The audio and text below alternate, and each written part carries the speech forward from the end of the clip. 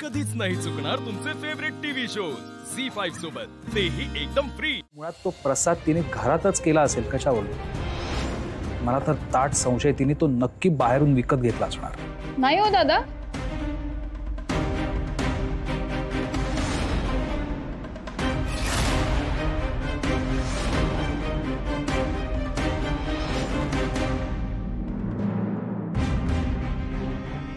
प्रसाद घरचाच होता।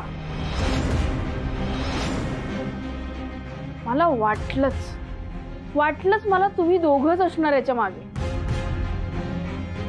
संपदा बोलली ना ताई येऊन गेली तेव्हाच मला अंदाज आला, पण आता तुमच्या बोलण्यावर एवढं क्लिअर झालं ना, का माझ्या मध्ये घुसता रे तुम्ही दोघं? मला माहिती आहे की आता परिस्थिती सगळी माझ्या विरोधात आहे।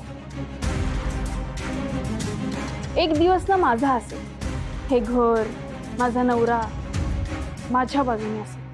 तेवढा वेळ देणार नाहीये मी तुला। तू आता कितीही विचार कर, कितीही स्वप्न रंगव, पण मी तुला या घरात टिकूच देणार नाही।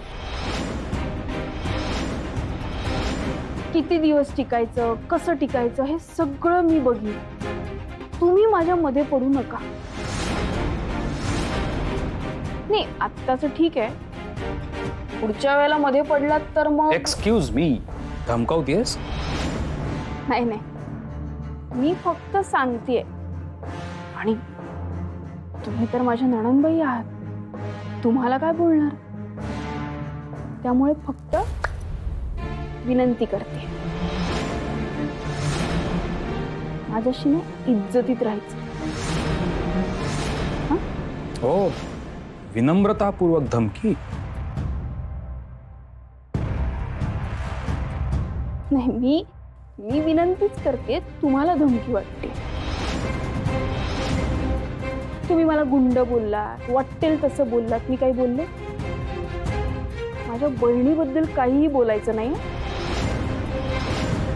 आणि अजून एक गोष्ट, मी या घरात आले आहे, या घरातलं मी अजिबात बाहेर जाणार नाही। घराचा उंबरठा ओलांडून आले संसार करायला, तो तुमच्या समोर करून दाखवेन।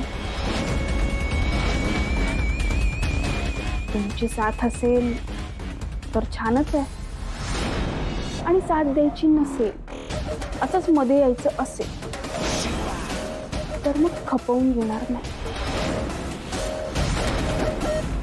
नणंदबाई,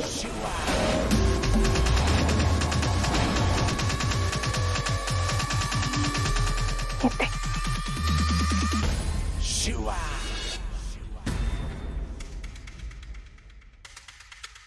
किट्टू डार्लिंग, ही तर आपल्याला धमकावून गेली ग। मी आता हिच्या या अशा वागण्याची सवय करून घ्यायला लागणार आहे, कारण ही मुळात पडली गुंड। कधी काय करेल ना सांगता यायचं नाही। तू तुझं तोंड बंद ठेवा।